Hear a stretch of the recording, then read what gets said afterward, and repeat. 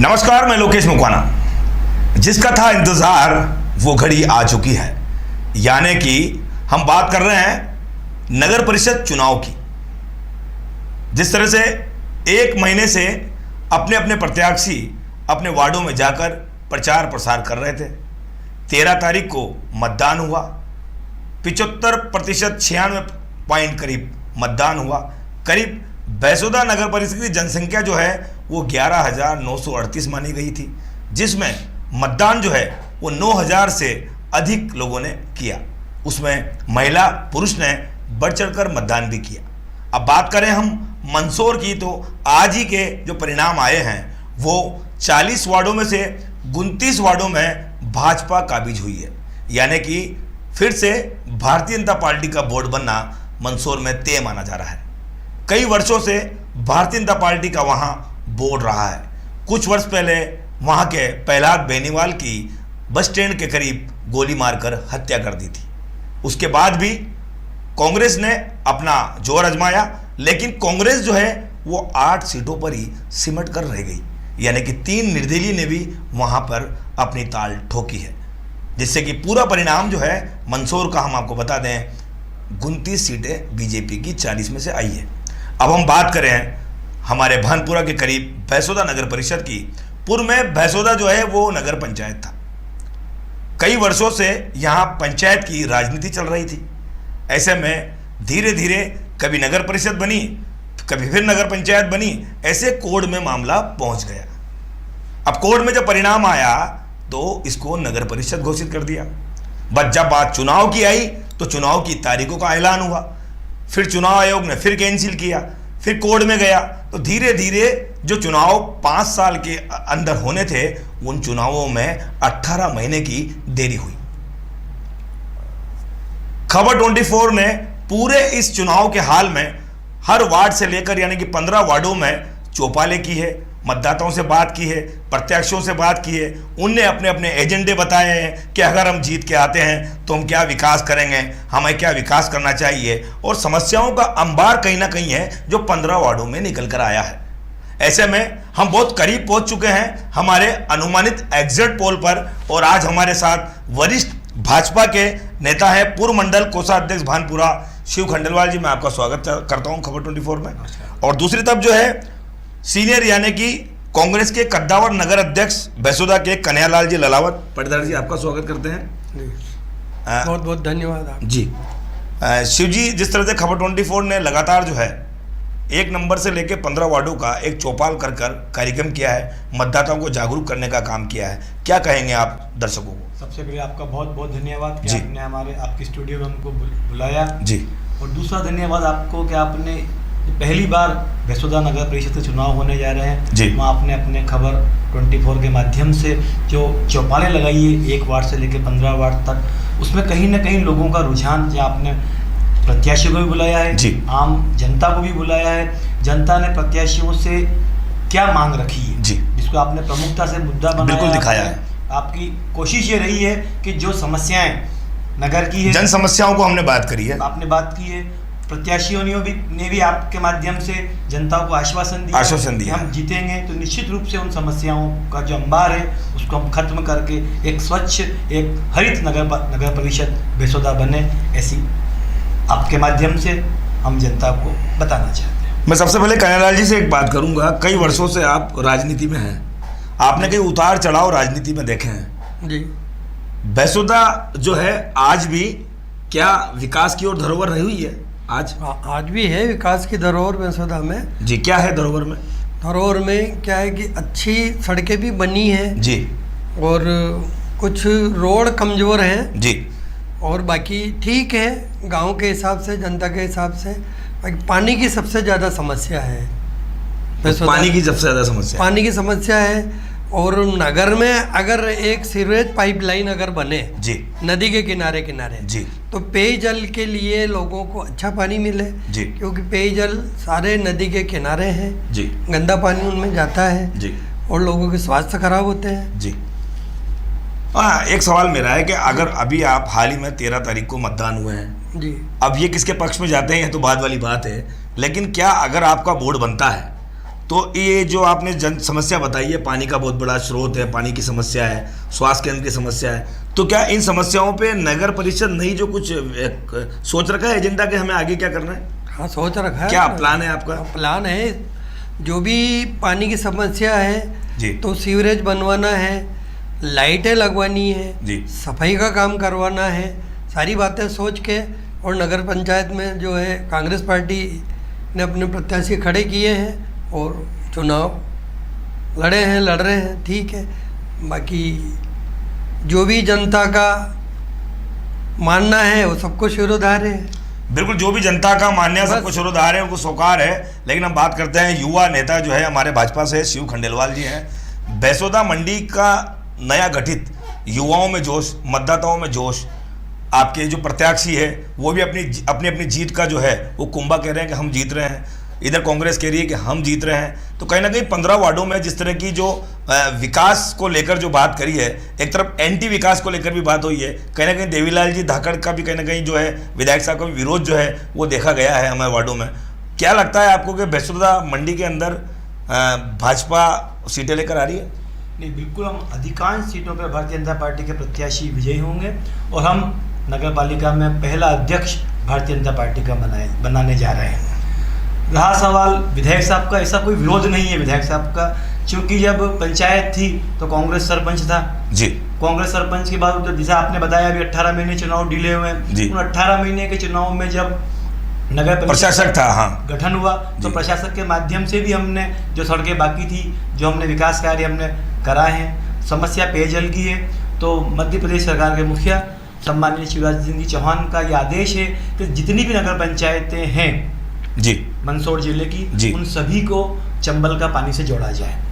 पूर्व में हमने देखा भानपुरा, गरोट, शामगढ़ लगभग वो काम पूरा हो चुका है। भानपुरा में चंबल का पानी आ चुका है और उसी क्रम में 2023 तक हम नगर परिषद बैसोदा को भी पीने का पानी चंबल से मुहैया करा देंगे, ताकि जो समस्याएं पानी की वो हम चंबल के पानी से वो दूर हो जाए। जनता को उनके घर तक नल का पानी, उनके घर नल पहुँचे और उनके घरों तक नल का पानी पहुँचेगा।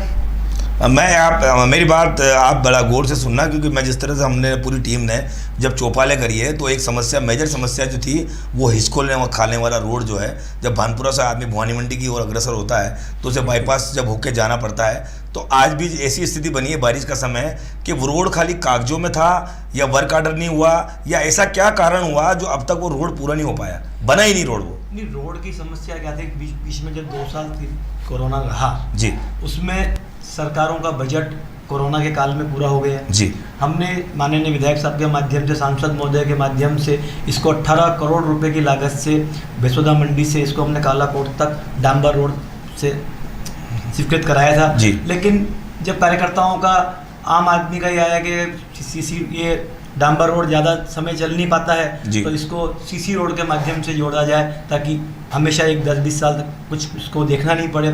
इसलिए सब माननीय विधायक महोदय ने 54 करोड़ रुपए से रोड को भी पास करवाया है। ठीक, इसका 2 रोड थे, एक रोड लौटखेड़ी होते हुए भानपुरा, वो रोड अभी पिछले बजट में स्वीकृत हो चुका है। शीघ्र ही चुनाव के आचार संहिता लगने के कारण वहाँ अभी टेंडर पास नहीं हुए, जैसे आचार संहिता खत्म होगी उन रोडों पे टेंडर पास होके वो रोड तो बनेगा। और आने वाले समय में ये रोड भी जो 54 करोड़ रुपए का जो पास हुआ है इस पे भी शीघ्र ही टेंडर जारी होंगे और हमको इस समस्या से निजात मिलेगी। अच्छा, एक सवाल का मेरा जवाब दें आप। जिस तरह से आपने भाजपा के प्रत्याशी वार्डों में उतारे हैं, तो उनको क्या जो मंत्र दिया है कि भाई हमें मतदाताओं के बीच जाना है तो हमें वो वोट क्यों दें, उन्होंने क्या ऐसा मंत्र दिया है भाजपा ने उनको? भारतीय जनता पार्टी जनता से जुड़ी हुई, जनता के हर मुद्दों को हमने प्रमुखता से उठाया है जी। चाहे पानी की समस्या है तो हमने उसको भी दूर करने का प्रयास किया है, सड़कों की समस्या है, हमने जिला पंचायत मध्य में, या पहले हमारे सरपंच थे श्याम जी गुजर, उनके कार्यकाल में भी हमने बैसोदा मंडी को एक अच्छे रोडों की सौगात दी थी। उसके बाद जिला पंचायत मध्य से भी हमने लगभग 1 करोड़ रुपये जो सीमा राकेश यादव को मिला था उन्होंने बैसोदा पंचायत में पूरा किया जी। हमने पिछले कांग्रेसी सरपंच के से भी निवेदन करके जो हमारे यहाँ रोड अति आवश्यक थे उनको भी हमने बनाने का प्रयास किया है। अब चूंकि भारतीय जनता पार्टी का बोर्ड बनेगा, विकास के नित्य नए आयाम खुलेंगे। जो पैसा आता है जी नगर पंचायतों में वो तो आएगा ही सही, लेकिन जब कड़ी से कड़ी जुड़ेगी, विधायक महोदय हमारे, सांसद महोदय हमारे, राज्य में सरकार हमारी, केंद्र में सरकार हमारी। बिल्कुल, सरकार आपकी ऊपर से नीचे तक सरकार है। अगर हमारा बोर्ड बनता है तो निश्चित रूप से विकास के नए आयाम खुलेंगे। जो समस्याएं लाइट की, जो समस्याएं पानी की, जो समस्याएं नालों की, बेसोदा मंडी में कई समस्या के पानी भर जाता है, उन समस्याओं पर भी गंभीरतापूर्वक विचार होगा और ये समस्या आने वाले भविष्य में ना हो, ये जनता से हमारा वादा है। बिल्कुल। कन्हैयालाल जी, सुना आपने युवा नेता ने क्या कहा भाजपा के कि हमारा बोर्ड अगर आता है तो हम विकास कराएंगे। तो शायद मेरे को लगता है कि माननीय मुख्यमंत्री जो शिवराज जी हैं वो 15-20 सालों से मध्य प्रदेश शासन में राज कर रहे हैं, तो कहीं ना कहीं काम हो जाना चाहिए था उस समय भी। तो क्या लगा आपको, मतलब इनकी बातें से आप क्या कहना चाहते हैं? बातें तो इनका ऐसा है कि कहते तो हैं, हाँ, लेकिन करते नहीं है। जैसे विधायक महोदय जी, जो देवीलाल जी विधायक महोदय, 4 साल हो गए लेकिन रोड के लिए मंजूर हो गया है, मंजूर हो गया है, बस मंजूर हो गया। हाँ, मंजूर वो हो गया, कागजों में मंजूर हुआ है, किसी के मतलब ना काम चला है। रेलवे पुलिया मंजूर हो गई है, रेलवे पुलिया का काम चलने वाला है, लाइनें डल गई लेकिन वो भी कुछ नहीं हुआ। अच्छा। जैसे पाइपलाइन, जो किसानों के खेतों में पाइपलाइन जी, जी, जो अभी 4 साल से चालू है, जी, विधायक महोदय से ये भी कहा गया और यहाँ के जनप्रतिनिधि से भी कहा गया कि एक वाल पाइपलाइन का तालाब में लगाएं, एक वाल नदी में लगाएं, लेकिन हाँ लगवा देंगे, हाँ लगवा देंगे, लेकिन नहीं लगा सके जी। ये रावत भाटा से जो लाइन पाइपलाइन जो भवानी मंडी चल रही है, तो ये भी मतलब बंद हो गई है। तो पेयजल के लिए सबसे बड़ी समस्या है यहाँ, और पेयजल की हालत मतलब जो है विगत कितने ही सालों से चल रही है, वो नहीं सुधर पाई है। अच्छा कन्हैयालाल जी, जिस तरह से भाई इन्होंने कहा है कि हमारा बोर्ड बनना निश्चित है, तो क्या कांग्रेस मतलब बाहर होगी क्या गेम से? नहीं, ऐसा ये कुछ मान रहे नहीं हैं है। नहीं मान रहे हैं ना। तो कैसे मतलब प्लान करके चुनाव आप जीत रहे हैं? मुझे आप बताएं कि किन मुद्दों पे आपने चुनाव लड़ाया प्रत्याशियों को? प्रत्यक्षों को हमने चुनाव लड़ाया कि लाइट की व्यवस्था करेंगे, पेयजल की व्यवस्था करेंगे, रोड की व्यवस्था करेंगे, सारे मुद्दे मतलब बना के। और जो गरीबी रेखा से नीचे हैं जी, उनके कूपन बनवाएंगे। जो वृद्धावस्था पेंशन है जी, उसको जो भी इसमें मतलब जो है आते हैं, उनका सर्वे करा के उनको वृद्धावस्था पेंशन दिलवाएंगे। ये सारे चीज़ों को लेकर हमने चुनाव लड़ा है।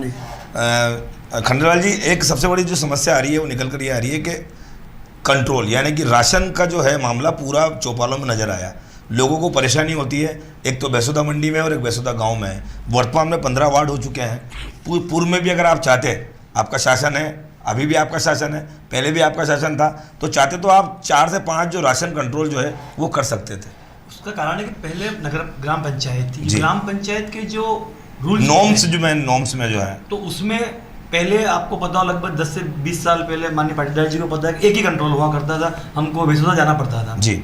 राजेश जी यादव जब विधायक बने, जब ये समस्याएं सामने आई, क्या हम लोगों को बेसोदा जाना पड़ता है कंट्रोल की चीज़ें लेने के लिए, तो उन्होंने अपने अथक प्रयासों से एक कंट्रोल यहाँ पे चालू कर दिया। लेकिन अब ग्राम पंचायत में संभव नहीं था कि हर वार्ड में, ग्राम पंचायत में 19 वार्ड थे हमारे पास, पूरी बेसोदा पंचायत 19 वार्ड थे। अब जब नगर परिषद बनी है, 15 वार्ड बने, निश्चित रूप से नगर परिषद के अंदर हर वार्ड में कंट्रोल होता है। जब नगर परिषद का गठन हो चुका है, लेकिन जब चुनाव पहली बार हो रहे हैं, पहली बार चुनाव के बाद जब जनता की चुनी हुई सरकार जब नगर पंचायत में बैठेगी, निश्चित रूप से वो हर जो समस्याएं हैं उनको पूरा करेगी। उन समस्याओं में ये भी है कि हर वार्ड में कंट्रोल हो। हम निश्चित रूप से प्रयास करेंगे कि हर वार्ड में कंट्रोल हो। अगर आपका बोर्ड बनता है तो 15 वार्डों में आप राशन कंट्रोल जो है वो प्राथमिकता को लेकर डालेंगे। बिल्कुल। दूसरी चीज़ ये आ रही है निकल कर के, जैसे बेसोदा एक स्वास्थ्य केंद्र जो है, वहाँ पर एक गायनो नहीं है, MBBS डॉक्टर जो है वो कभी कभी आते हैं। ऐसे में वहाँ की प्रसूताओं को काफ़ी परेशानी होती है,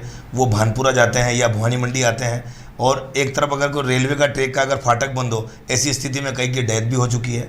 तो इन स्थिति को इन 3-4 सालों में मेरे हिसाब से सुधारा जा सकता था। एक गायनो यहाँ लगा सकते थे, एक MBBS डॉक्टर जो स्थायी बिठा सकते थे। इन चीज़ों को लेकर क्यों ना मतलब अभी तक हो पाया काम? नहीं, वो स्वास्थ्य केंद्र में इतनी सुविधाएं भी तो होना कि आप गायनों में बिठा सकें। आप डेली भी नहीं तो एक वीकली में 2 या 3 दिन। जब अभी हमने चुनावी चर्चाएं चली तब जी। हमने हमारे मैनिफेस्टो में इस बात को प्रमुखता से उठाया, घोषणा पत्र में। हाँ, कि हम बेसोदा के अंदर जो स्वास्थ्य केंद्र है जी। उसको क्रमोन्नत करवा के हम इसको शासकीय अस्पताल बनाए। बिल्कुल। शासकीय अस्पताल में जब भवन भी अच्छा बनेगा, निश्चित रूप से जब वहाँ फैसिलिटियाँ होगी तो वहाँ डिलीवरी की सुविधाएं भी मिलेगी, लोगों को इलाज की सुविधा भी मिलेगी। साथ ही हमने एक और हमारे वरिष्ठ नेताओं से मांग रखी है कि बेसोदा मंडी और मालीपुरा में भी एक नवीन स्वास्थ्य केंद्रों का हो, तो उसके लिए भी निश्चित रूप से हम आने वाले 5 सालों में जनता को दोनों चीज़ भी देने का प्रयास करें। जी, अब सीधा आते हैं हम 15 वार्डों के प्रत्याशियों का हाल दिखाते हैं कि किस तरह से उन्होंने चुनाव लड़ा है, क्या उनकी कैंपेनिंग है कि। और सबसे पहले बात करते हैं वार्ड नंबर 1 के उन प्रत्याशियों की। हम बात करेंगे कन्हैयालाल जी से, क्योंकि वार्ड नंबर 1 बेसोदा से शुरू होता है। हम बात करेंगे कांग्रेस से जो है वो मीनाबाई तेजा गुजर है, और बीजेपी से जो है वो रेखाबाई किशोर जोशी जो है वो सामने है, और निर्दलीय पे है हेमलता पाटीदार, कमल पाटीदार, वो निर्दलीय चुनाव लड़ रहे हैं, और माया पाटीदार, राहुल पाटीदार वो निर्दलीय चुनाव लड़ रहे हैं, सीमाबाई जसवंत वो निर्दलीय चुनाव लड़ रहे हैं, और शीला गोवर्धन वो निर्दलीय चुनाव लड़ रहे हैं। यानी कि टोटल मिला के 6 प्रत्याशी वार्ड नंबर 1 में हैं। तो कहीं ना कहीं वार्ड नंबर 1 की हम बात करें तो वार्ड नंबर 1 और 2, 3 में हमने चौपालें करी है, वहाँ का मन कुछ अलग ही निकल कर आया है, मतदाताओं का विरोध भी सामने आया है।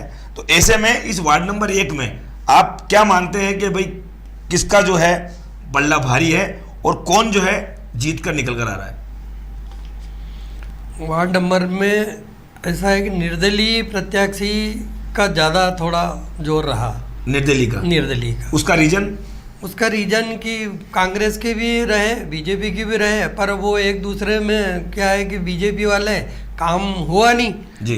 काम में क्या है कि बीजेपी में मतलब जो है यही समस्या सामने ही सबके, रोड नहीं, वो नहीं, लाइट नहीं, ऐसा नहीं है, वैसा नहीं है, सारी बातें मतलब ठीक है। जैसे हॉस्पिटल वाली बात आई जी, तो हॉस्पिटल में भी जो काम होना चाहिए था वो नहीं हुआ जी। खाली कहना है कि बस हो रहा है, हो जाएगा, मंजूर हो गया है, हो जाएगा, लेकिन नहीं हुआ। तो इस वजह से मतलब बीजेपी के प्रत्याशी भी थोड़े पीछे रहे और कांग्रेस के भी थोड़े पीछे रहे, वहाँ थोड़ा निर्दलीय का ज़्यादा दबदबा रहा। शिव जी क्या कहना चाहेंगे? वार्ड नंबर 1 का मैंने आपको हाल दिखाया प्रत्याशियों का। जो बहन रेखा जोशी जी हैं वो हमारे पूर्व नगर इकाई के अध्यक्ष किशोर जी जोशी की पत्नी। किशोर जी हमारे वरिष्ठ नेता हैं। निश्चित रूप से निर्दलीयों का तो हर वार्ड में है जी, लेकिन जब व्यक्ति मतदान करने जाता है तो उसको अपनी पार्टी के प्रति, जिसको पार्टी हो सकता है मनमुटाव कहीं हो जाता है तो आदमी सोचता है कि मैं खड़ा हो जाऊं, मुझे टिकट नहीं मिला, लेकिन जब वो मतदान करने जाता है व्यक्ति तो निश्चित रूप से वो अपनी पार्टी को मतदान करेगा और भारतीय जनता पार्टी निश्चित रूप से यहाँ जीतेगी। भाई कन्हैयालाल जी ने बताया कि वार्ड नंबर 1 में निर्दलीय का पल्ला भारी है, वहीं शिवजी खंडेलवाल ने बताया कि वार्ड नंबर 1 में भाजपा निश्चित जीतेगी। हम आपको एनालाइज की बात करें तो 6 प्रत्याशी मैदान में हैं। वोटों की गणित की बात करें तो लोकलाइटी चुनाव नगर निकाय के होते हैं, इसमें व्यवहार बहुत काम करता है। समीकरण क्या कहता है ये एग्जैक्ट पोल में आपको आखिरी में बताया जाएगा कि खबर 24 का सटीक एग्जैक्ट पोल क्या है। अब बात करते हैं वार्ड नंबर 2 की। वार्ड नंबर 2 में भी ऐसी स्थिति बनी हुई कन्हैयालाल जी कि वार्ड नंबर 2 में त्रिलोक पाटीदार जी के लड़के जो कांग्रेस से हैं वो चुनाव लड़ रहे हैं, और वहीं जो है वीरेंद्र सिंह जो है हाड़ा वो बीजेपी से चुनाव लड़ रहे हैं। अशोक कुमार नागर जो है एक साईनाथ कॉलेज चलाते हैं, वो निर्दलीय चुनाव लड़ रहे हैं। वहीं हुसैना बाई जो है वो निर्दलीय चुनाव लड़ रही है, और शुभम पिता महावीर जैन जो वो निर्दलीय चुनाव लड़ रहे हैं। यानी कि टोटल मिला के ये 5 जो कैंडिडेट है ये वार्ड नंबर 2 में है। तो वार्ड नंबर 2 की गणित आपके हिसाब से क्या कहती है? वार्ड नंबर 2 की गणित की मतलब जो है वहाँ कांग्रेस का पलड़ा भारी है और बीजेपी के समर्थन में 2-3 प्रत्याशी है जी, और कांग्रेस के हैं 2 जी।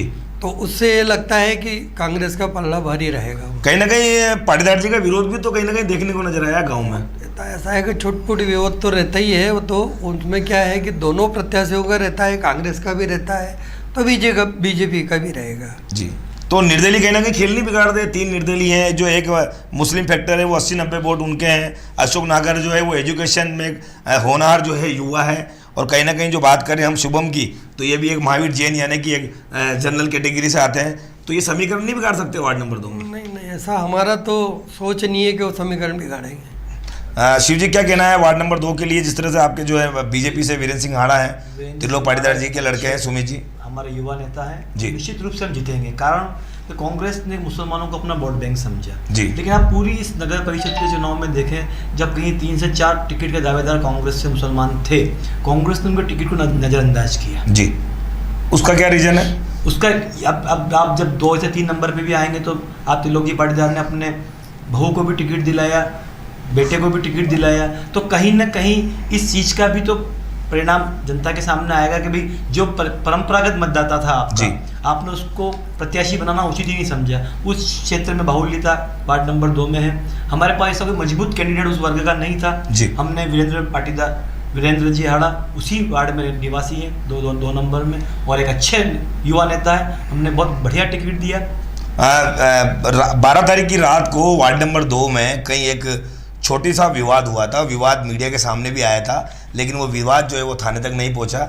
उसमें कहीं ना कहीं जो आपके प्रत्याशी वीरेंद्र सिंह हाड़ा और अशोक नागर के बीच जो कहीं ना कहीं जो नोकझोंक हुई थी, वो नोकझोंक शायद वो दबी भी रह गई। तो क्या ऐसा नहीं लगता है कि पूरे वार्ड को एक तरह से बांध दिया हो? नहीं, ऐसा कुछ भी, तक जब चुनाव लड़ेंगे तो कहीं ना कहीं मनमुटाव भी हो जाता है किसी के बीच में। जैसा अभी बाबूजी ने बताया कि साहब 2 बीजेपी के हैं, 2 कांग्रेस के हैं, तो कहीं ना कहीं जब आपको लगता है यार कि ये बीजेपी का निर्दलीय खड़ा हो गया है या मेरा बिगाड़ रहा है, तो कहीं ना कहीं कहा सुनी हो जाती है लेकिन एक परिवार के माध्यम से चुनाव के बाद ऐसा कोई मनमुटाव भी नहीं रहेगा और निश्चित रूप से हम यहाँ जीतेंगे। अपनी अपनी दावों की ताल अपने अपने पार्टी के प्रत्याशी को लेकर ठोक रहे हैं कि भाई वार्ड नंबर 2 से शिव जी का कहना है कि बीजेपी जीतेगी, कन्हैयालाल जी का कहना है कि कांग्रेस जीतेगी। लेकिन मुझे पूरे नगर परिषद में एक बात समझ में नहीं आती, आखिर दोनों पार्टी के विरोधाभास यानी कि निर्दलीय लोग मैदान में खड़े हो गए हैं। शिव जी, क्या बीजेपी से भी नाराज थे लोग जो निर्दलीय खड़े हुए हैं? हाँ, कहीं ना कहीं टिकट में कुछ लोगों को लगता है कि यार कि टिकट सही नहीं दिया जी। अब 15 टिकट हैं दावेदार हमारे पास, जब हम हमारे पास 92 लोगों का चुनाव लड़ने का वो आया हमारे पास जी, जी। तो 92 लोगों को हम टिकट दे नहीं सकते थे, हमको टिकट सिर्फ 15 लोगों को देना था। तो कहीं ना कहीं असंतोष तो होगा ही सही ना कि आदमी को, जब वैसे भी हमने जिन्होंने लगभग हमने निर्दलियों के फार्म भी हमने वापस कराने की कोशिश की जो भारतीय जनता पार्टी जुड़े हुए थे, फिर भी कहीं अगर 2-4 प्रत्याशी रहे हैं तब ठीक है, उनका मानस होगा कि भाई हम जीत जाएंगे। लेकिन जनता सिर्फ राजनीतिक दलों को जो परंपरागत चुनाव लड़ रहे हैं उन्हीं में विश्वास रखती है कि इक्का दुक्का परिणाम हो सकता है कि निर्दलियों के पक्ष में आ जाए, लेकिन अधिकांश परिणाम राजनीतिक दलों के पक्ष में आएंगे। अधिकांश परिणाम राजनीतिक दलों में आते हैं क्योंकि पार्टी को सर्वर मानते हैं, और निर्दलीय कहीं ना कहीं खेल बिगाड़ते हुए इस भैंसोदा नगर परिषद का जरूर दिख रहे हैं। क्योंकि कहीं ना कहीं जब पूरे वार्ड में खबर 24 की टीम घूमी है तो अपने अपने कयास प्रयास सबने लगाए हैं। ऐसे में हम बात करते हैं वार्ड नंबर 3 की, तो वार्ड नंबर 3 से जो भाजपा की जो प्रत्याशी है वो कंचन जो राकेश गुजर है, दूसरी तरफ त्रिलोक पाटीदार जी की जो बहू है अमित पाटीदार की जो पत्नी है वो कांग्रेस से चुनाव लड़ रही हैं, और वहीं नीतू पाटीदार यानी कि प्रिंस जो है, जो इनका नाम ज़्यादा आ रहा है कि वार्ड नंबर 3 में निर्दलीय प्रत्याशी जो है वो जीत रहे हैं। तो कन्हैयालाल जी, 3 नंबर वार्ड की गणित क्या कहती है आपकी?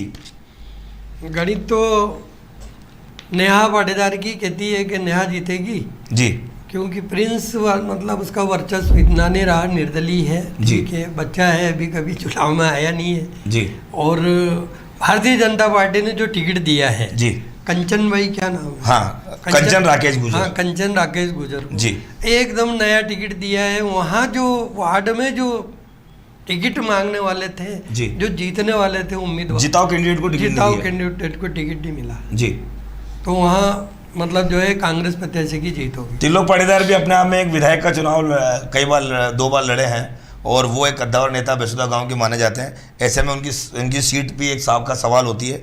तो क्या ऐसे में भाजपा किस तरह से सेंध लगा रही है वार्ड नंबर 3 में? नेहा जी का भैंसोदा में ससुराल भी है जी, तो पीआर भी है जी जी, निश्चित रूप से उनकी स्थिति मजबूत है।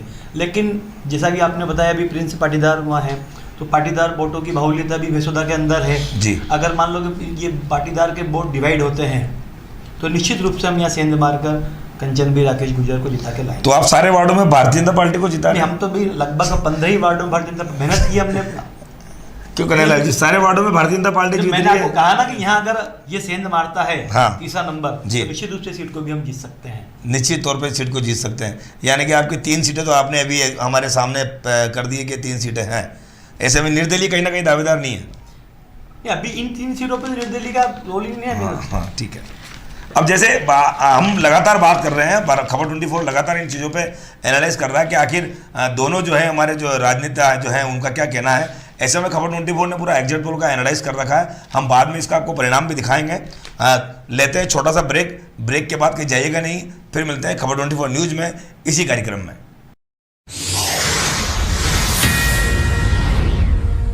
मतदाताओं के मन में ये चल रहा होगा कि विकास जो है वो होगा, क्योंकि नगर परिषद नवनिर्वाचित नगर परिषद बन चुकी है।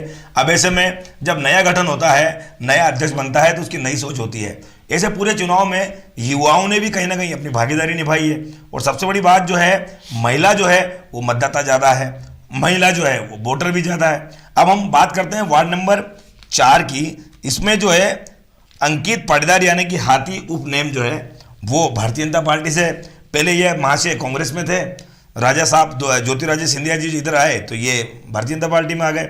अब दूसरी तरफ है अंशुल राज महेंद्र पाटीदार जो कि ये कांग्रेस से चुनाव लड़ रहे हैं, और आबिद हनीफ मोहम्मद ये निर्दलीय यानी कि केक काटा इन्होंने 15 दिन तक वार्डों में, शायद वही है। और दूसरी तरफ भगवती बाई है जो थाने तक जा पहुंची थी, प्रत्याशी के साथ मारपीट होने का मामला सामने आया था।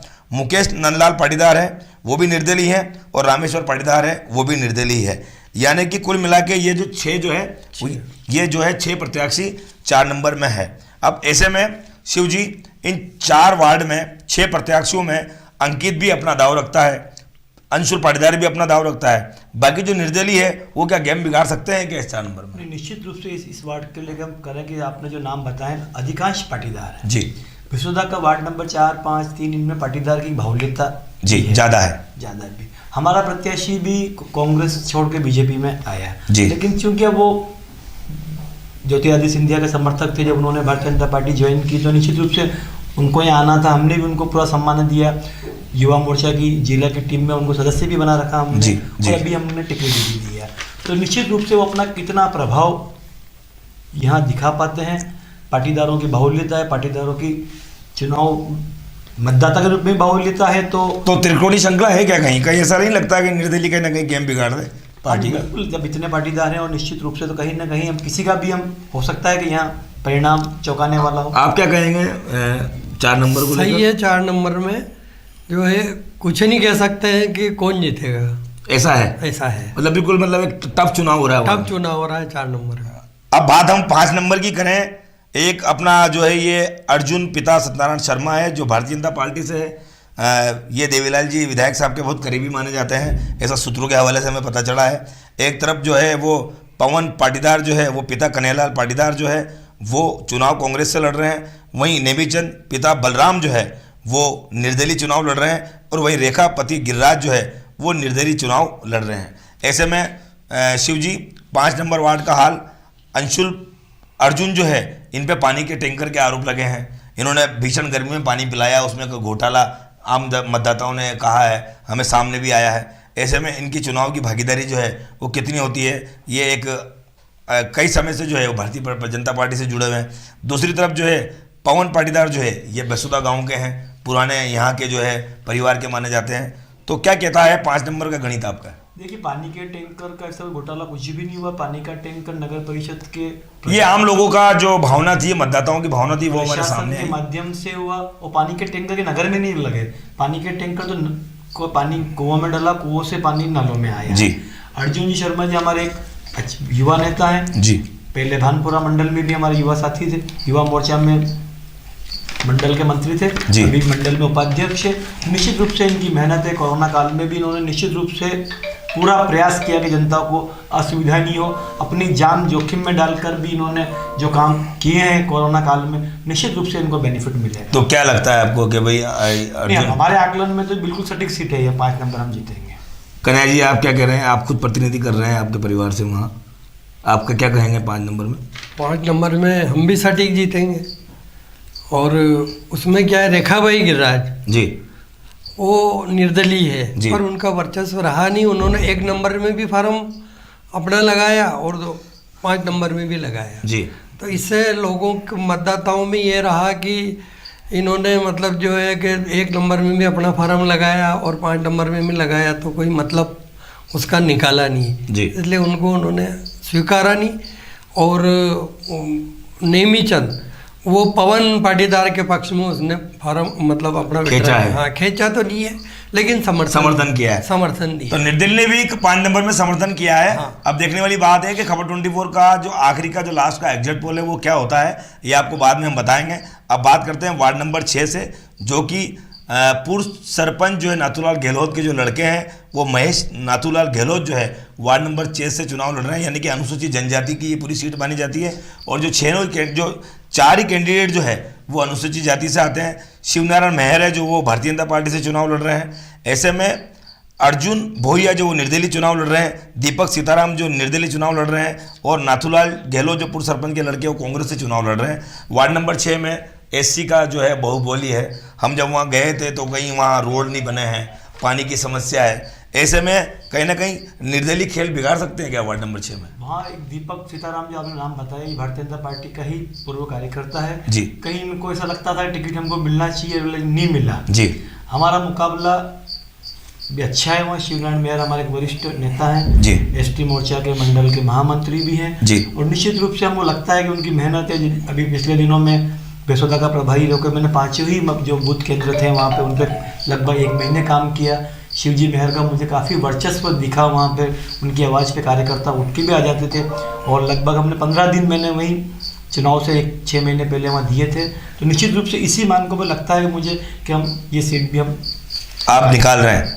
6 नंबर के लिए क्या कहेंगे, जिससे पूर्व सरपंच नाथूलाल गहलोत जी के लड़के की साख जो है? 6 नंबर में ऐसा है, पूर्व सरपंच नाथूलाल जी गहलोत जी, उन्होंने 5 साल पूरी पंचायत में अपने अच्छे काम किए हैं जी।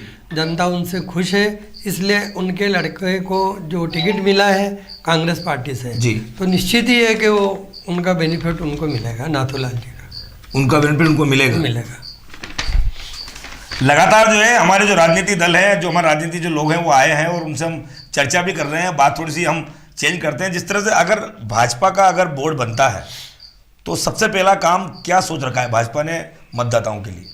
सबसे पहला काम जो नालियों की समस्या को लेके है जी, के सामने बारिश चल रही है, पानी का जो भराव बेसोदा मंडी में ज़्यादा होता है जी। सबसे पहले हमारा बोर्ड बनते ही इन समस्याओं से रूबरू होंगे। इन समस्याओं को जो राजस्थान के नालों से मिलाना है ताकि वो पानी का निश्चित रूप से निकास हो जी। तो हमारा पहला प्रयास ये होगा कि जो पानी भर रहा है अभी बारिश में पीने के पानी की समस्या इतनी नहीं होती है।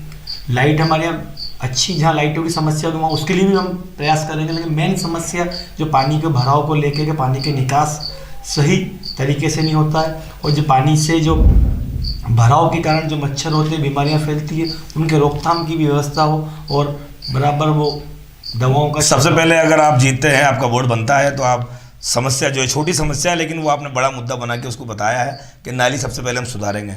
तो क्या लगता है आपको कि अब वार्ड नंबर 7 का जो आकलन है, मतलब जो प्रत्याशी हैं वो बबीता कृष्णा कुमारी बागरी है और वो कांग्रेस से हैं, वहीं कंचन पति नाथूलाल जो है वो भारतीय जनता पार्टी से हैं और महिलाएं जो हैं वो दोनों आमने सामने हैं। तो क्या लग रहा है वार्ड नंबर 7 में किस तरह की जो मतदान है, मतदाता है, वो किस तरह को देखकर किसको जिता रहे हैं? वो कांग्रेस पार्टी को ही जिताएंगे और कांग्रेस पार्टी की बहुमतों से जीत होगी वार्ड नंबर 7 में। कैसे कह रहे हैं आप ये बात, दर्शकों को बताएं कैसे? वार्ड नंबर 7 में उसका मतलब अच्छा वर्चस्व है जी। और जो प्रत्याशी जो कंचन भाई, हाँ कंचन भाई नाथूलाल, हाँ, बीजेपी से नाथूलाल जो है ना, इनको क्या है कि पार्टी ने थोड़ा टिकट दूसरे को मिलना चाहिए था पर अब इनको दिया है जी। तो वहाँ ये कमजोर कैंडिडेट मान रहे हैं कमजोर, ये आपकी पार्टी की तरफ से कमजोर कैंडिडेट मान रहे हैं। लेकिन हमारा सीधा मकसद है कि कैंडिडेट कमजोर नहीं होता है, उसके चेहरे पे ये नहीं लिखा होता है कि काम नहीं करता।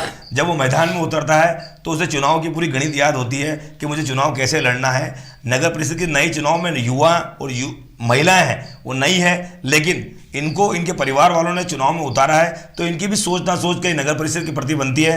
तो खंडेलवाल जी, मैं कहूँगा कि दोनों जो 7 वार्ड है दोनों जो है महिला आमने सामने है, तो क्या आकलन है आपका कि क्या लगता है कि आपको आप 7 नंबर में भी किस तरह की सेंधमारी करेंगे आप? सीधा मुकाबला है जी।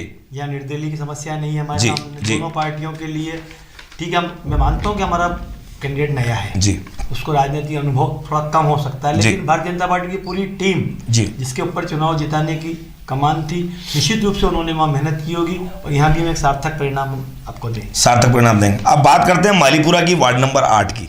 वहाँ पर जो है कमल अटवाल जाना माना नाम है, और कमल अटवाल भारतीय जनता पार्टी के कद्दावर नेता मध्य भानपुरा तहसील के और माने जाते हैं। ऐसे में उनकी वाइफ जो है हेमलता कमल अटवाल जो है वो वार्ड नंबर 8 में चुनाव भारतीय जनता पार्टी से लड़ रही है। और वहीं जो है मीनाक्षी यशोनेने यानी कि पप्पू की वाइफ जो है वो चुनाव कांग्रेस से लड़ रही है। यहाँ भी कोई निर्दलीय का कोई दमदार नहीं है, दोनों आमने सामने पार्टियां हैं। अब देखने वाली बात होगी कि मालीपुरा में कहीं ना कहीं विकास नहीं हुआ है, आज भी यथार्थ स्थिति मालीपुरा की रही है। तो ऐसे में किस एजेंडे पे कमल अटवाल जी वहाँ चुनाव लड़ रहे हैं? कमल जी अटवाल पूर्व में भी जनप्रतिनिधि रहे हैं, पप्पू भी पंच का चुनाव जीत के, दोनों को अपनी समस्याएं पता है जी कि वार्ड में समस्याएं क्यों हैं जी। भाई आप जब दोनों जनप्रतिनिधि रहे तो, और जब कांग्रेस की सरकार थी, जब कांग्रेस का जब पंचायत थी वहाँ कांग्रेस के पंच थे, तो निश्चित रूप से पप्पू भाई को वहाँ विकास की गंगा बहानी थी, वो नहीं कर पाए। जब आप कह रहे हो समस्या है हाँ, तो कोई समस्या कर ही नहीं पाया वहाँ, तो बहुत सारी समस्या थी। उन समस्याओं को हमने देखा है वहाँ शिवजी। हम जब खंडवा मौके पर पहुंचे तो महिलाएं ने ऐसी सी बात हमें बोली, हम उनको दिखा नहीं सकते क्योंकि हमारी भी एक मर्यादा है, चैनल का एक संबंधित काम होता है, लेकिन वास्तव में वहाँ अभी भी ऐसी स्थिति है कि वहाँ विकास जो है वो नहीं हुआ है। हाँ बिल्कुल, मैं मानता हूँ नहीं हुआ विकास वहाँ। सबसे बड़ी वहाँ समस्या थी कि वहाँ रेलवे लाइन को क्रॉसिंग के रोड नहीं बना पाए। हम काफ़ी प्रयास किए हैं, लगातार किए जा रहे हैं, लेकिन कहीं ना कहीं शासन के नियम, रेलवे के नियम बाधक बनते हैं। सबसे बड़ी समस्या है कि मालीपुरा को भैंसोदा मंडी से जावागमन की सुविधाएं होनी चाहिए, बहुत बड़ी। और एक रोड की समस्या काफ़ी है। रोड की समस्या अभी हमने हमारे एजेंडे में शामिल किया है कि हमने पूर्व में भी कच्चा रोड बना के अभी हमने सुल्तानपुरा होकर रोड को बनाया। तो पर क्या आप आश्वस्त हैं कि इधर से आपकी भारतीय जनता पार्टी? भी कमल जी हमारे एक अच्छे नेता हैं, निश्चित रूप से उनका प्रचार भी अच्छा हुआ तो वो हम जीत के आएंगे। क्या कहेंगे 8 नंबर में मालीपुरा की जो हमने जो स्थिति देखी है उसको लेकर? दोनों मैदान में है, पप्पू मीणा कमल अटवाल जी की है वाइफ दोनों। अटवाल जी ने मतलब जो है उनके कार्यकाल में कुछ ऐसा काम नहीं किया जी। वो बाहर घूमते रहे, बड़ी मतलब जो है राजनीति करते रहे जी, और अपने वार्ड में अपने मतलब वहाँ ध्यान नहीं दिया उन्होंने जी। तो कहीं न कहीं उनकी कमजोरी है। और रेलवे लाइन का जो पुल है ये जी, नीचे जी, तो ये हमारे पप्पू भाई का सोच है कि इसको हम कैसे भी करके अंडरग्राउंड पास करवाएंगे ताकि लोगों को आने जाने में सुविधा मिले। तो आप वार्ड नंबर 8 से मतलब क्या? हाँ, पप्पू भाई निश्चित है कि जीतेंगे। निश्चित है। हाँ, तो आप भी आश्वस्त कर रहे हैं कि वो जीतेंगे? बिल्कुल जीतेंगे। लगातार जो है दोनों दलों के पार्टी के लोग ये कह रहे हैं कि भाई हमारी सीट निकल रही है, इधर भैया कह रहे हैं हमारी सीट निकल रही है, लेकिन मतदाताओं का मन जो है जब वो वोट डालने जाता है तो क्या पता क्या सोच होती है और कहाँ अपना बटन जो है वो दबा देता है। ये हम आपको आखिरी के एग्जिट पोल में बताएंगे कि आखिर खबर 24 ने जो 1 महीने जो काम किया है उसमें क्या रिजल्ट आया है। आप देखते रहिए, बने रहिए इस कार्यक्रम के साथ। अब मैं बात करता हूं वार्ड नंबर 9 में। वार्ड नंबर 9 में जो कांग्रेस प्रत्याशी वो जाकिर मिंडा है, जो पहले भी चुनाव लड़ चुके हैं, वो जीते हैं। और वहीं मनोहर सैनी नया चेहरा है, बीजेपी के लिए एक कद्दावर एक नेता भी माना जा रहा है। ऐसे में निर्दलीय वो है नवीन सिंह चौहान है। तो वार्ड नंबर 9 की गणित शिवजी आपकी क्या कहती है? वहाँ भाई मनोज सैनी हमारे एक वरिष्ठ नेता है जी, और निश्चित रूप से उनके समाज के वहाँ वोट भी हैं, उनका परिवार भी काफ़ी बड़ा है, तो निश्चित रूप से मान के चलें आप ये सीट तो हम 100% जीत के आएंगे। ये आपकी जो 9 नंबर है? 9 नंबर है। आपका क्या कहना है? जाकिर मिंडा पुराना नेता है, माइनॉरिटी वोट है, माइनॉरिटी वोट है, उनके भी मतलब जो है वोट है, विरोध भी है, लेकिन चांस जीतने के हैं। इस पे कहीं ना कहीं हम संदेह लगाते हैं कि कहीं ना कहीं वार्ड नंबर 9 में अनुमानित गणित क्या कहती है, लेकिन अपनी अपनी बातें जो है वो दोनों कर रहे हैं। एक तरफ मंसूर में जश्न का माहौल बन रहा है, नगर पालिका वहाँ जीत चुके हैं। अब बात हम जो है वो 10 नंबर की भी करते हैं। 10 नंबर में प्रत्याशी क्या है पहले आपको हम बता दें। ये सीमा राकेश यादव, जो कि बॉबी यादव बहुत बड़े कद्दावर नेता हैं, भैंसोदा मंडी के। इनके परिवार में शुरू से राजनीति जो है वो भरी हुई है। इनके जो भाई थे वो राजेश यादव पूर्व विधायक रह चुके हैं, जो उनका स्वर्गवास हो चुका है। ऐसे में अभी जिला परिषद की चुनाव जो है उनके बेटे ने जीता है। और हम बात करते हैं वार्ड नंबर 10 की। दोनों प्रत्याशी सीमा यादव और आकाश जायसवाल। आकाश जायसवाल की बात करें तो शिया जो है जायसवाल जो चुनाव लड़ रही है ये नई है। और ऐसे में क्या लगता है आपको कि वार्ड नंबर 10 में किस तरह की गणित आपकी की जा रही है? हम इन 15 वार्डों में सबसे बड़ी जीत लेके वार्ड नंबर 10 में आएंगे। सबसे बड़ी जीत? सबसे बड़ी जीत लेके आए। कारण इसका कि हमारे पास जो चुनाव लड़ने वाली प्रत्याशी है श्रीमती सीमा राकेश यादव, पूर्व में भी जिला पंचायत के रूप में उन्होंने जनता की सेवा की है और लगातार जनता के बीच में रही हैं जी। पूरे जिला पंचायत में जहाँ भी 22 ही पंचायतों में उन्होंने अपना एक अमिट छाप छोड़ी है। हर सुख दुख में वो शामिल हुई है और वार्ड नंबर 10 में निश्चित रूप से आप मान के चलें दोनों कैंडिडेट हैं। श्रेया भी नई कैंडिडेट है लेकिन अभी राजनीतिक नया हम इस सीट पे सबसे बड़ी जीत लेकर हम आएंगे। क्या कहते हैं बाबू जी, नया चेहरा है आपका, कैंडिडेट नया चेहरा है जी, लेकिन पारिवारिक वोट दोनों तरफ से उनके मतलब अच्छे हैं जी, तो पारिवारिक वोट को देखते हुए उनकी जीत।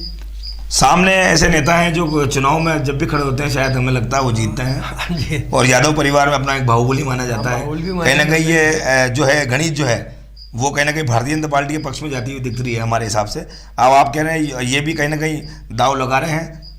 अब ऐसे में हम बात करते हैं, सबसे हॉट सीट जो मानी जा रही है वो 11 नंबर है। 11 नंबर शुरुआती दौर में चुनाव की हलचल शुरू हुई। 11 नंबर में ऐसे तो 4 कैंडिडेट हैं। ऐसे में मंजू महेंद्र गुर्जर जो कि भारतीय जनता पार्टी से हैं, वहीं प्रशांत बघेलवाल जो सुभाष जी सजुता के बहुत करीब माने जाते हैं, और मंजू गुर्जर जो पूर्व पालिका अध्यक्ष रामलाल गुर्जर भवानी मंडी की बेटी है। और बात करें हम फखरुद्दीन की जो कि भैंसुदा मंडी में एक बहुत बड़े बिल्डर माने जाते हैं, उनके बेटे जो हैं राजा बाबू वो निर्दलीय ताल ठोक रहे हैं क्योंकि उनको कांग्रेस ने टिकट नहीं दिया था। ऐसे में हम बात करें पप्पू मनोज, ये जो हैं ये अपनी नालियों को लेकर जो है मैदान में उतर चुके हैं कि हमारी नाले नहीं बने हैं। और यही है, जब चैनल के माध्यम से जब चौपाल कर रहे थे तो उन्होंने एक ही बात की, मैं वर्षों से परेशान हूँ नालियों को लेकर, इसलिए मैं मैदान में आया हूँ कि मेरे वार्ड की नालियाँ बन पाए। ऐसे में 4 प्रत्याशी है और ये त्रिकोणी जो है चुनाव माना जा रहा है। माइनॉरिटी जो है वो 200-250 करीब माइनॉरिटी वोट माने जाते हैं। ऐसे में 854 वोट इस पूरे 11 नंबर में माने जाते हैं। ऐसे में शिवजी 11 नंबर में भी आप रहते हैं, किस तरह की गणित 11 नंबर में हो रही है? बिल्कुल आपने कहा हॉट सीट है जी।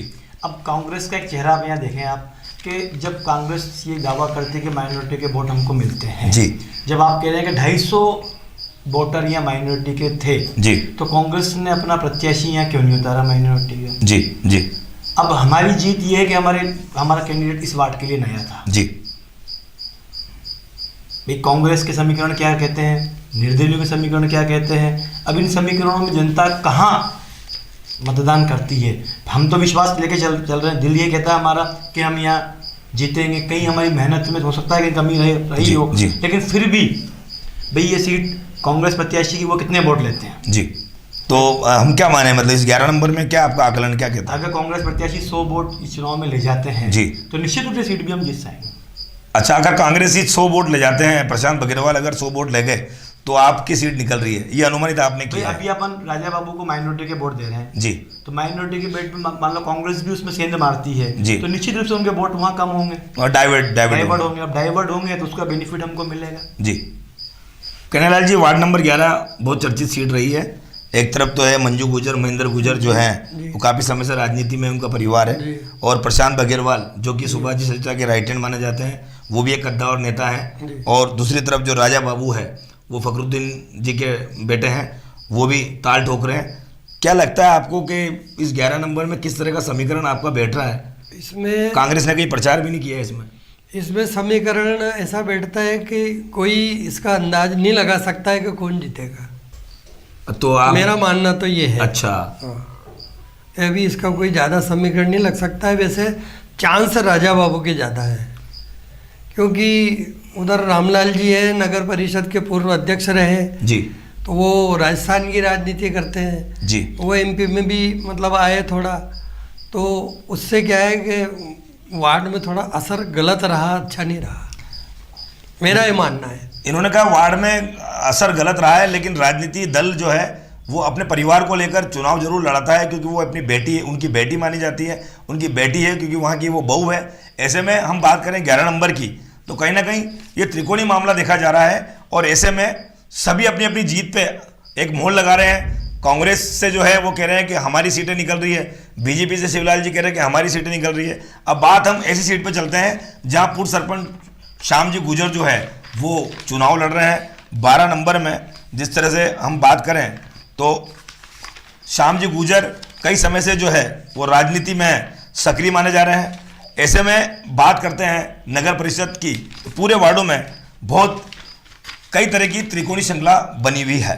ऐसे में वार्ड नंबर 12 में जो है रेखा श्याम गुजर वो भाजपा से चुनाव लड़ रहे हैं। वहीं सरिता सतवीर यादव जो ये नया चेहरा है, ये कांग्रेस से चुनाव लड़ रहे हैं। वहीं अर्चना गिरिराज जो है इस पे हमें थोड़ा सा संदेह माना जाता है, क्योंकि त्रिकोणीय श्रृंखला यहाँ भी कहीं ना कहीं देखी जा रही है। तो श्याम जी काफ़ी समय से लंबे राजनीति में है, वो क्या यहाँ से निकल रहे हैं?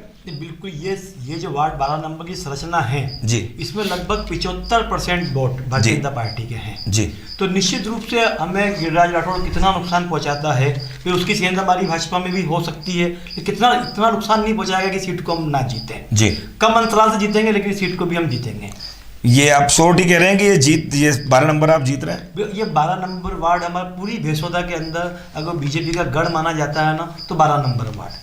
कन्हैयालाल जी, श्याम जी सरपंच रहे हैं, उन्होंने बताया भेसोदा मंडी में काफ़ी विकास किए हैं, तो क्या विकास के नाम पर वोट मिल जाएंगे? श्याम जी सरपंच रहे जी, लेकिन भारतीय जनता पार्टी का ये नारा है परिवारवाद जी। तो श्याम जी पिछले 10 साल से मतलब जो है पंचायत में है जी। फिर पूर्व में भी उन्होंने मतलब जिला पंचायत, जनपद और मतलब जो है सरपंच 3 फार्म अपने लगाए थे, लेकिन तीनों जगह उनको हार का सामना देखना पड़ा पूर्व में जी। और अभी भी उन्होंने लगाया, अगर वो किसी दूसरे कैंडिडेट को अगर ये सीट देते जी तो कुछ मानते कि जीत हो सकती थी। इसलिए जनता का ये मानना है कि क्या इन्हीं की जागीरी है क्या जो हर बार चुनाव लड़ना, किसी दूसरे आदमी को भी चांस देना चाहिए जी। तो वो चांस उन्होंने नहीं दिया, तो मेरा ये मानना है कि उनकी जीत मुश्किल है। मुश्किल है तो क्या त्रिकोणी है? क्या त्रिकोणी है और इसमें निर्दलीय बाजी मार सकते हैं। ये अर्चना गिरिराज राठौड़ जो है। हाँ। शिव जी, नहीं देखो, कांग्रेस को तो जहाँ नहीं दिखता वहाँ निर्दलीय बाजी मार लेंगे। अच्छा। अभी तक आदरणीय भाई साहब ने मुश्किल से 2 या 3 सीट पे ही निश्चित रूप से कहा है। जी जी। क्या ऐसा नहीं है? बिल्कुल हम आपसे कह रहे हैं कि हम अधिकांश सीटों पे हम भारतीय जनता पार्टी का परचम लहराएंगे और पूर्ण बहुमत से हमारा नगर पालिका अध्यक्ष बनाएंगे। हाँ, अब वार्ड नंबर 13 की आती है, तो 13 में जो है वो कांग्रेस की जो पुरानी नेता मानी जाती है करुणा देवी, जो वार्ड नंबर 13 से कांग्रेस से चुनाव लड़ रही है। संजय कुमार पाटनी नया चेहरा है, बिल्कुल बॉर्डर से जुड़ा हुआ है जो, और दूसरी तरफ जो है भोलाराम मीणा जो है ये निर्दलीय चुनाव लड़ रहे हैं। हेमंत मीणा ये निर्दलीय चुनाव लड़ रहे हैं। मनमोहन पाटीदार का नाम चर्चा में बना हुआ है, ये पूर्व में भी आपके भारतीय जनता पार्टी के पार्षद मेंबर रह चुके हैं और ये भी निर्दलीय चुनाव लड़ रहे हैं। नारायण सिंह चंद्रावत जो है ये आर्मी रिटायर है, ये चुनाव लड़ रहे हैं। राजेश कुमार है, ये चुनाव लड़ रहे हैं।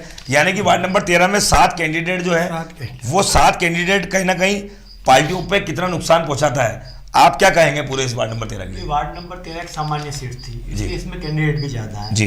अब संजय पाटनी का बिल्कुल नया चेहरा है जी। कई लोगों में भारतीय जनता पार्टी में भी आक्रोश था, तभी ये निर्दलीय फार्म डले हैं जी। लेकिन जब वोटिंग हुई 7 कैंडिडेट है तो लगभग मुझे ऐसा मानना है कि यहाँ 130, 35, 40 वोट जीत के लिए पर्याप्त होंगे जी। और इतने वोट हर वार्ड में भारतीय जनता पार्टी के कन्फर्म हैं, इसलिए हम इस सीट पे भी अपना दावा रखते हैं कि इससे ज़्यादा इस सीट पे हार जीत नहीं है। अगर वार्ड नंबर 13 से कोई निर्दलीय निकल कर आता है, तो अगर भारतीय जनता पार्टी को निर्दलीय की जरूरत पड़ती है बोर्ड बनाने के लिए, तो क्या लगता है आपको वार्ड नंबर 7 से कोई निर्दलीय जो है वो जीत का जो दावेदार रहेगा वो कहीं ना कहीं आपको समर्थन कर सकता है? भाई निर्दलीयों में अगर भारतीय जनता पार्टी निर्दलीय को जीतते हैं तो इसमें मोहन पाटीदार और भाई भोलाराम मीणा का नाम चर्चा में है जी। दोनों भारतीय जनता पार्टी के सदस्य रहे हैं। वैसे हमको आवश्यकता पड़ेगी नहीं, अगर आवश्यकता पड़ती भी है जी तो निश्चित रूप से भारतीय जनता पार्टी को समर्थन करेंगे। ये श्योरिटी है भी होना भी इनका जब आप इनको टिकट तो मिला ही नहीं। फिर अब टिकट का मैंने आपसे पहले भी कहा 15 ही टिकट देने हैं, टिकट में बाउंडेशन है तो फिर आप हर व्यक्ति को खुश नहीं कर सकते ना। ठीक है, तो 7 में से आप अगर निर्दलीय भी जीतता है तो आपके पक्ष में, ऐसा आपका मानना है। बाबूजी क्या कहना है वार्ड नंबर 7 में? वार्ड नंबर 7 में ऐसा है कि जैसे निर्दलीय वार्ड नंबर 13 में, सॉरी हाँ 13 जी, वार्ड नंबर 13 में निर्दलीय बीजेपी से है या कांग्रेस से है जी, लेकिन वो अगर जीतेगा तो ऐसा नहीं है कि वो बीजेपी में जाएगा। अच्छा, हाँ ऐसा नहीं, ऐसी सोच अगर कोई सोच रखते हैं तो ये अच्छा, उसका मन जहाँ होगा। हाँ, उसका मन जहाँ होगा वहाँ जाएगा वो, ठीक है। करुणा भी तो काफी समय से चुनाव लड़ रहे हैं, करुणा पिछली बार भी चुनाव लड़े थे, हार गए थे वो। हार गए थे। तो क्या लगता है इस बार उनकी जीत आप क्या तय मान रहे हैं क्या? ऐसा कुछ नहीं है, क्योंकि 7 कैंडिडेट हैं जी, तो इसमें किसी की कुछ कह नहीं सकते हैं कि कौन जीत सकता है। जी। अब वार्ड नंबर 14 की बात करते हैं। वार्ड नंबर 14 में बीजेपी से गायत्री देवी यानी कि अजय कुमार पुराणिक जो है वो बाइक से घूम घूम कर वो मतदाताओं को लुभाने का काम कर रहे थे। वहीं लक्ष्मीबाई गणेश कुमार जो वैन चलाकर कांग्रेस के लिए वोट मांग रहे थे। वहीं गायत्री रितेश पांडे जो है वो निर्दलीय चुनाव लड़ रहे हैं। ऐसे में मंजू कुंवर कृष्णपाल चंद्रावत जो ये निर्दलीय चुनाव लड़ रहे हैं। निर्मला कुमारी, नीतू सुरेश धाकड़ ये निर्दलीय चुनाव लड़ रहे हैं। ऐसे में 5 कैंडिडेट जो है वो 14 वार्ड में है शिवजी। अब ये पांचों जो है महिला है। अब इस तरह से भारतीय जनता पार्टी ने गायत्री देवी को उतारा है, वहीं लक्ष्मीबाई को कांग्रेस से उतारा है। तो क्या लगता है ये वार्ड नंबर 14 में भी कहीं ना कहीं गणित बिगड़ सकती है? ये जो मुख्य मुकाबला तो यहाँ भारतीय जनता पार्टी और कांग्रेस में है जी। गायत्री पुराणिक भारतीय जनता पार्टी के कद्दावर नेता रही जी। हैं। पूर्व में भी भेसोदा से वो जिला पंचायत की सदस्य रही हैं, भारतीय जनता पार्टी की जिला मंत्री भी रही हैं। कहीं नहीं संगठन में उनका एक महत्वपूर्ण योगदान हमेशा रहा है। जी। कांग्रेस ने जो प्रत्याशी उतारा है वो अभी कांग्रेस में आए हैं और पिछले बार उन्होंने सरपंच का चुनाव भी लड़ा, अच्छे मत प्राप्त किए। जी। मुकाबला इन दोनों के बीच में है। जी। और कांटे का मुकाबला है।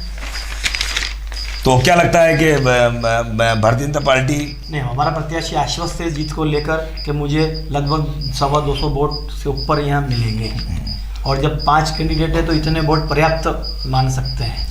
अब आते हैं हम लास्ट यानी कि वार्ड नंबर 15 का हाल दिखाते हैं आपको। वार्ड में कौन प्रत्याशी है, यानी कि आशा राधेश्याम चंदेल जो भारतीय जनता पार्टी से है, वहीं गुलाबबाई सुखवाल जो है वो इंडिया नेशनल कांग्रेस से है, और वहीं अनीता पवन कुमार जो है वो निर्दलीय हैं, रेखा गुजर जो कि वो निर्दलीय हैं, और वहीं सुमन कलराम भावसार वो निर्दलीय हैं। यानी कि यहाँ भी महिलाएं 5 है। ऐसे में ये चुनाव 15 वार्ड का भी ऐसा माना जा रहा है कि ये सीट कहाँ भी जा सकती है। तो शिव जी आप मुझे बताएं कि 15 वार्ड में आप किस तरह से आपकी पार्टी को जिता रहे हैं, किस मुद्दे पे जिता रहे हैं? यहाँ मुख्य मुकाबला भारतीय जनता पार्टी कांग्रेस के साथ राजीव गुजर में भी है। जी। निश्चित रूप से वो भारतीय जनता पार्टी से पूर्व में जुड़े हुए भी हैं, श्याम जी गुजर के भतीजे भी हैं। तो कहीं ना कहीं अगर वो जीत के आते हैं तो क्या वो बीजेपी को समर्थन करेंगे? निश्चित मेरा तो मानना ऐसे ही है कि जब वो जीतेंगे, अगर जीत गए मान लो जी, बाकी अगर जितने कैंडिडेट हैं उस हिसाब से तो हमको लगता है कहीं ना कहीं भी हर भी जहाँ चतुर्कोणीय मुकाबला है वहाँ वोटिंग के प्रतिशत के हिसाब से 100-150 वोट से ज़्यादा किसी प्रत्याशी को मिलने वाले नहीं जी। हैं।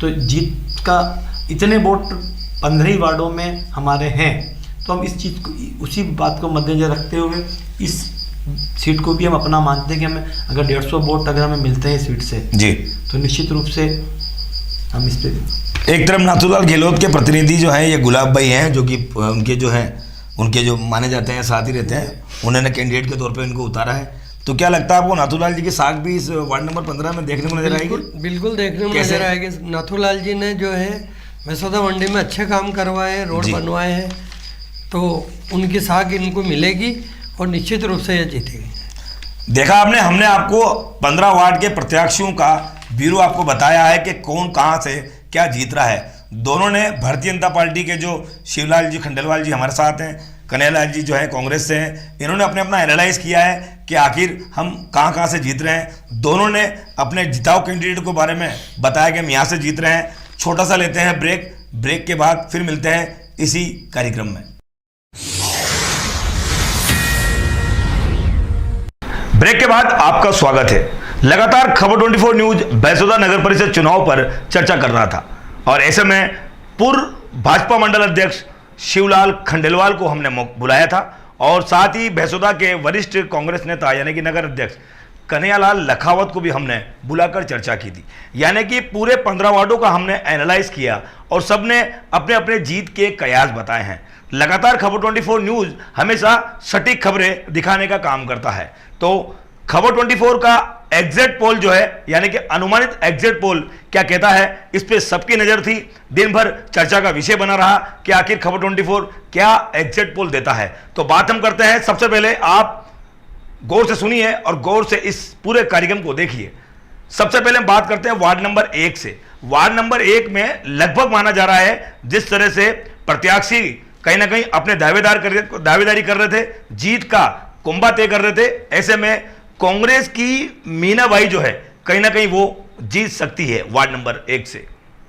अब बात हम वार्ड नंबर 2 की करें तो वार्ड नंबर 2 में भी 5 प्रत्याशी थे। ऐसे में वहां पर वीरेंद्र सिंह हाड़ा जो है वो भारतीय जनता पार्टी से चुनाव वहां से वो जीत रहे हैं, ऐसा अनुमानित हम बता रहे हैं आपको। और वार्ड नंबर 3 की बात करें तो वार्ड नंबर 3 से जो है वो त्रिलोक जी पाटीदार की बहू यानी कि नेहा पाटीदार वहां से चुनाव जीत रही है। यह अनुमानित एग्जिट पोल जो है खबर 24 बता रहा है। और बात हम जब 4 नंबर की करें तो 4 नंबर में अंशु पाटीदार जो है यानी कि पाटीदार जितने भी हैं वहां वो चुनाव लड़ रहे हैं। 3 से 4 पाटीदार है। ऐसे में निर्दलीय जो है वो समाज की बात करें तो त्रिकोणी कहीं ना कहीं मामला बन चुका है, वोटों में फेरबदल, संख्या कम हो चुकी है। ऐसे में हम बात करें वार्ड नंबर 4 की तो अंशु पाटीदार वहां से कांग्रेस से वहां से जीत रहे हैं।